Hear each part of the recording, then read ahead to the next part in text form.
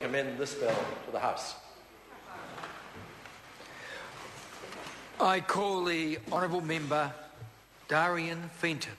Thank you, Mr Speaker. It's a pleasure to take a call in the first reading of the Electronic Identity Bill, but before I begin my contribution, may I take the opportunity to also congratulate you, Mr Assistant Speaker, on your election as an officer of this Parliament, and I look forward to you continuing your role as a fair and effective officer of this House. We've all had great experiences with you in that role, and it's very nice to know that we have you continuing in that. I'd also like to congratulate the new Minister, Amy Adams, and congratulate her for introducing her very first bill as a Minister in this Parliament. And as my colleague Ruth Barson said, it's a pretty special moment. And I also acknowledge the work that's gone before, but well done, Minister. Labor, as my colleague has said, supports this bill to select committee, and I know that this will be a really robust process in the select committee. I think that there will be a lot of interesting submissions, and hopefully we will be able to return a bill that everybody can continue to support in this House. I was a former member of the Government Administration Committee in my first term in Parliament, and it's not the first time that committee has dealt with issues of identity.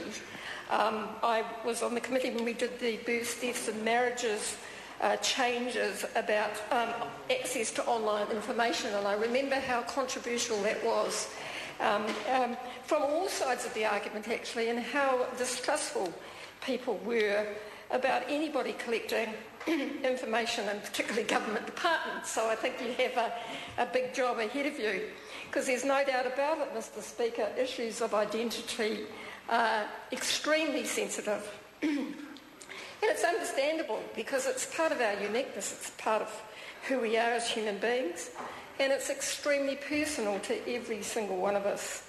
The history of our families and our whānau and our personal information is something that we all hold on to and hold dear. And it used to be, of course, that they were paper-based, and I really don't want to part with any of that paper-based information that I still hold from my forebears, births, deaths and marriage certificates. Of course, our driver's licences are still paper-based, and our passports, although I will acknowledge with the work of the former Labor government and the Honourable Rick Barker as the Internal Affairs Minister, the progress that we've made with our passports, and in fact I just got my new one, and it's very good, it's very nice. I like the black cover and the fern, it's very beautiful, and also it's somehow reassuring to know it has that electronic tag in it, so that it can't be duplicated, somebody can't obtain my passport and duplicate it. And but technological developments are altering access to personal information quite radically. It's become a valuable commodity, unfortunately often to be brought and sold and combined and sorted and profiled and mined and sometimes abused, meaning that the opportunities for the misuse of that information have multiplied. And there have been many stories about identity fraud. And the New Zealand State's role in this is that they have special responsibility for the personal information that they hold. And actually they hold personal information about almost every New Zealander or New Zealand citizen in one form or another.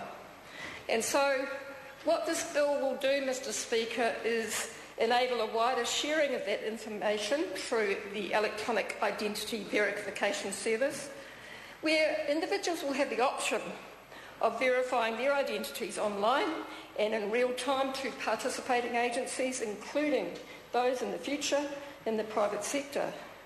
Now, it seems like it's an inevitable change as technology overtakes us, and many people will welcome the ability for an online service. And it's optional, and I acknowledge that, and it should stay that way, but sadly I don't think it will. If we think about the development of call centres, for example, if we think about the services that are provided through public services, for example, where we now have to spend quite a lot of time on the end of a phone going through a whole lot of different numbers and pressing buttons and so on, and sometimes speaking to people in different countries. It is now requirement. And I read something the other day, Mr. Speaker, that said that the ordinary person now spends something like 14 hours a year on the end of the phone going through the various... That's on hold. That's on hold. That's on hold. It's just the IRT. But consider that. You know, we're time poor as it is, and yet here we are, now obliged to follow those processes because it does save money and it's more efficient and so on. And people on the end of a phone, maybe in India, maybe in other countries, maybe in the Philippines, but, you know, that's the way our lives have changed. So while we can say it's optional at the moment, my fear is it will not stay that way. And I think that we... it's just the inevitability of the change that we're seeing in technology. But I do want to caution us. I'm glad there are protections in this bill for the moment. But let's keep in mind the people that actually have no idea about how to go about doing something online. And it's not necessarily because they're older. Sometimes that's the reason. Some people don't even have access to a computer. And in fact, some people don't even have access to a phone. And so we've got to remember this as we go into these things, and remember that not only are many of our families time poor, but they're also technology poor. They're communications poor. And so, we've got to bear that in mind. And so for those people, putting something in the envelope and walking down to the post office, because they probably haven't got a car because they can't afford one, is the only option that they have. And it's the cost of living issues.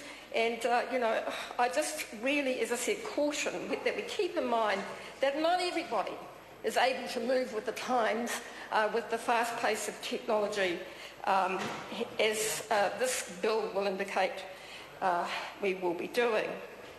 It's really important in this bill that there is provision for ensuring that there are protections against fraudulent applications and criminal activity.